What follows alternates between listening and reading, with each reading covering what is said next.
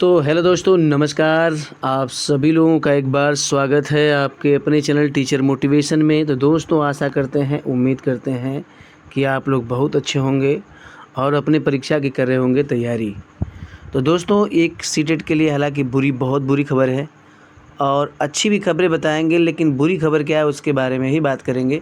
क्योंकि इस समय ट्रेंडिंग चल रहा है, पूरे भारत में ट्रेंडिंग चल रहा है कि आखिरकार सीटेट में ये एक नया क्या हो गया, क्या रूल हो गया कि जो कि इसकी खामियाजा को भुगतना जो बच्चों को ही पड़ेगा। ठीक है। और बहुत से ऐसे बच्चे हैं जिनके जिनकी समस्याओं का समाधान होना चाहिए, लेकिन फ़िलहाल जो ये समस्या देखने को मिल रही है, सीटेट की जो बुरी खबर है, उसी के बारे में बात करेंगे। हमारे चैनल पर सबसे पहले आप लोग चैनल को करिएगा सब्सक्राइब, साथ में बेल आइकन को कर लीजिएगा ऑन, वीडियो को लाइक करिएगा। क्योंकि दोस्तों, सीटेट से रिलेटेड वीडियो मैं अपलोड करता हूँ लगातार। मैं सीटेट की कोई इन्फॉर्मेशन होती है तो वीडियो अपलोड कर देता हूँ। साथ में शिक्षा जगत की भी कोई वीडियो हो, पूरे भारत से या कोई शिक्षा नई टीचर्स की भर्ती आ रही हो, चाहे कुछ भी हो, तो उसकी वीडियो मैं अपलोड कर देता हूँ। ठीक है, ताकि आप लोग देखें और कमेंट करें और बताएं और भी किस तरह की वीडियो चाहिए, तो उसके लिए भी आप जरूर बताइएगा। ठीक है, चलो तो बात करते हैं सबसे पहले सीटेट के बारे में। सबसे बुरी खबर क्या है? ठीक है, तो देखो दोस्तों, आप सभी लोग एक जानते हो, केस फाइल मैंने दिखाया था आप सभी लोगों के लिए। सीटेट सर्टिफिकेट जो अवैध, सीटेट सर्टिफिकेट जो था वो अवैध के रूप में अब माना जा रहा है। ठीक है, 3 तारीख को उसकी कोर्ट में सुनवाई थी। यही 3 तारीख जो बीता है, और उस कोर्ट में हुआ क्या कि उस कोर्ट में उस तारीख को 10 तारीख लगाकर छोड़ दिया गया, 10 सितंबर। मतलब इसमें मैटर क्या है, थोड़ी सी बात जानिए। बहुत से बच्चे जानते होंगे, जो नहीं जानते मैं बता देता हूँ। यहाँ मैटर है टेट का। ठीक है, यहाँ मैटर टेट प्लस सीटेट। ठीक है, ये 2 मैटर है, सीटेट और टेट।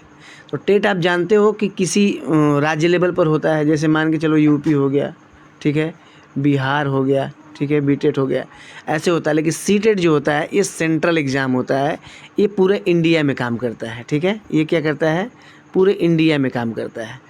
तो कुल मिला जुला के अगर मैं बात करूं, यहाँ पर ये पूरे इंडिया में काम कर रहा है, ये स्टेट लेवल पर काम कर रहा है। या पूरे भारत में जितने भी राज्य हैं, सभी राज्यों में अलग अलग मतलब स्टेट लेवल पर अलग अलग पात्रता परीक्षा का एग्ज़ाम लिया जाता है।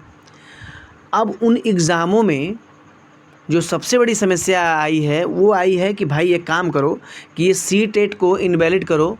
सिर्फ एक राज्य का एक टेट हो, मतलब राज्य में कोई एक टेट हो, उससे पहले भर्ती से पहले एक टेट हो जाए, उसको पात्र करना जरूरी है। सीटेट को पात्र करना कोई नहीं है। सीटेट एक सेंट्रल एग्ज़ाम है, जिसमें कि DSSB जैसे एग्ज़ाम को, फिर उसके बाद KVS, ठीक, जैसे एग्ज़ाम को ही वो सही है, न कि किसी स्टेट लेवल के लिए सही है। और यहाँ पर ये मुद्दा कोर्ट में भी चला गया है। कोर्ट में पूरा लड़ाई हो रही है, वकील अपना पक्ष लेकर लड़ रहे हैं। अब दोस्तों, बुरी खबर यही है कि अगर मान के चलिए यहाँ पर 10 तारीख को सुनवाई है, अगर सीटेट को, ठीक है, यहाँ पर सीटेट को अगर अवैध कर दिया जाता है, कैंसिल कर दिया जाता है कि भाई सीटेट नहीं, अब हर राज्य का एक टेट होगा, वही ज़रूरी है, तब क्या होगा? सोचिए कि अब तक कुल मिला के माना जा रहा है कि 15 लाख, 10 लाख से 15 लाख बच्चे कुल सीटेट पास बैठे हुए हैं। अगर ये बच्चे बाहर हो जाते हैं तो समझ लो कि अदर राज्य के, मतलब किसी राज्य में अप्लाई भी नहीं कर पाएंगे। क्योंकि 10 से 15 लाख ऐसे बच्चे हैं जो कि सीटेट पहले से क्वालिफाइड करके बैठे हैं कि दूसरे राज्य में मुझे नौकरी मिल जाएगी, 90 प्लस करके बैठे हुए हैं। लेकिन यहाँ पर सबसे सोचने की बात है कि यहाँ पर अभ्यर्थियों के द्वारा उस राज्य के जो अभ्यर्थी हैं, जैसे बिहार हो गया, झारखंड हो गया, उन लोगों ने कोर्ट में जो ये दाखिला की है, तो यहाँ पर अगर वो बाहर होते हैं तो कहीं ना कहीं वहाँ स्टेट वाले बच्चे क्या हो जाएंगे, सेफ हो जाएंगे। लेकिन देखिए, सबसे बड़ी बात सोचने की ये भी है कि अगर मान लीजिए, मतलब मान के चलिए कि बिहार में अगर कोई भर्ती आती है, बिहार में अगर कोई भर्ती आती है, तो बिहार में उससे पहले यह स्टेट होता है या फिर टेट होता है। बिहार एक ऐसा राज्य है जिसमें कि प्राइमरी के लिए और जूनियर के लिए सीटेट मानता है, ठीक है। लेकिन वहीं इंटर कॉलेज में देखा जाए, 9 से लेकर 10 तक और 11 से लेकर 12 तक यहाँ पर एक पात्रता परीक्षा कराई जाती है। तो बिहार में तो पात्रता परीक्षा है ये स्टेट, लेकिन झारखंड में भी JTET होता है। तो JTET जब करवाया जाएगा तो मान के चलिए कि यहाँ पर वहीं उस राज्य के अप्लाई करेंगे अदर राज्य की भी अप्लाई करेंगे, लेकिन संख्या कम हो जाएगी। अब मान के चलिए जहाँ पर वैकेंसी आपकी 50,000 है, जहाँ पर वैकेंसी आपकी 50,000 है और इस 50,000 में कम से कम 10 लाख फार्म पड़ता है सीटेट की वजह से, लेकिन अब जो फार्म पड़ेगा यहाँ पर, वो फार्म पड़ेगा मात्र 3 लाख से 4 लाख फार्म पड़ेंगे। ठीक है, इतने बताया हमने, 5 मान के चलिए, मैक्सिमम 5 मान लीजिए, 5 लाख तक पढ़ सकते हैं। तो दोस्तों आप ही सोचिए कि मतलब अगर सीटेट का ये सर्टिफिकेट अवैध होता तो कितने बच्चे।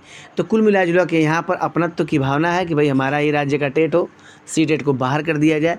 लेकिन कोर्ट ने सुनवाई किया था पहले, और कोर्ट ने बताया था कि भाई आपके राज्य का टेट है तो हम उसका विरोध तो कर नहीं रहे हैं, आप अपना टेट करवाइए, लेकिन प्लस सीटेट भी मान्य हो।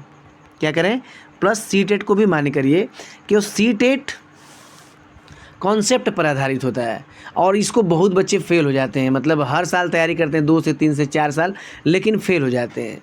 ठीक, तो कंसेप्ट पर जो बच्चों को पढ़ाने की जो टेक्निक होनी चाहिए, बच्चा को मतलब कौन सा नॉलेज दें कि बच्चा सीख सके।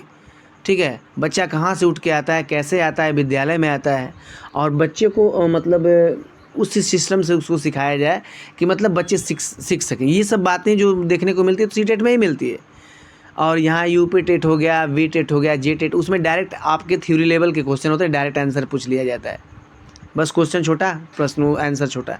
लेकिन यहाँ पर बड़े बड़े पैसेज को हल करना पड़ता है, कंसेप्ट को समझना पड़ता है, फिर उसके बाद यहाँ पर सीटेट बच्चे क्वालिफाइड होते हैं। सीटेट क्वालिफाइड करना आसान नहीं होता है। जिनके लिए एक्सपीरियंस है, जो हर साल पास हो रहे हैं, वो अलग बात है, उनको अनुभव बन गया है। लेकिन जो बच्चे नए हैं उनको कम से कम 2 से 3 साल देना पड़ता है सीटेट पर। इसलिए यहाँ पर बहुत से बच्चे हर राज्य में सीटेट फेल हैं, और सीटेट फेल हैं तो उसी का यहाँ पर हो रहा था विरोध। तो दोस्तों आपको क्या लगता है, क्या सीटेट बाहर हो जाना चाहिए या सीटेट को सम्मिलित करना चाहिए? दोनों बातें यहाँ पर सोचना है। अगर ये बाहर होता है तो बहुत से ऐसे पास अभ्यर्थी हैं जो कि बैठे हुए हैं, लगातार प्रयास कर रहे हैं कि हमारा भी हो जाएगा। झारखंड में भर्ती अच्छी आई है, बिहार में TRE 4 आ रही है, यूपी में लगभग 60,000 का अलाउंस हो गया है। इन भर्तियों में शामिल होने का जो अभ्यर्थियों के लिए जिज्ञासाएँ हैं, वही सोचने की बात है। बाकी आप लोग बताइए कमेंट करके कि आपको क्या लगता है, सीटेट बाहर हो सकता है? मेरे हिसाब से तो सीटेट बाहर नहीं हो सकता है। चलो सुनवाई देखते हैं। सुनवाई 10 तारीख को है, ठीक है, सुनवाई 10 सितंबर को है, ठीक है। अब 10 सितंबर को देखा जाता है कि यहाँ पर क्या होता है। 10 सितंबर को सीटेट के पक्ष में फैसला आता है या सीटेट और टेट के पक्ष में फैसला आता है। दोनों के पक्ष में फैसला आने की जो गारंटी है वो लगभग 99% है, ठीक है, वो लगभग 99% है दोनों की गारंटी, ठीक है। तो दोस्तों ये रह गई बुरी खबर थी। अच्छी खबर की बात करें तो आपको भर्ती देखने को जो मिल रही है लगभग 1,60,000 ये बिहार में देखने को मिलेगी। लगभग 60,000 जो पद देखने को मिलेंगे वो यूपी में मिलेंगे, और बाकी झारखंड में 40,000 पद। तो ये बड़ी खुशखबरी है बच्चों के लिए। इन पदों पर आप सम्मिलित हो सकते हैं। फ़िलहाल आज के लिए इतना ही, अगली वीडियो में मिलते हैं। धन्यवाद।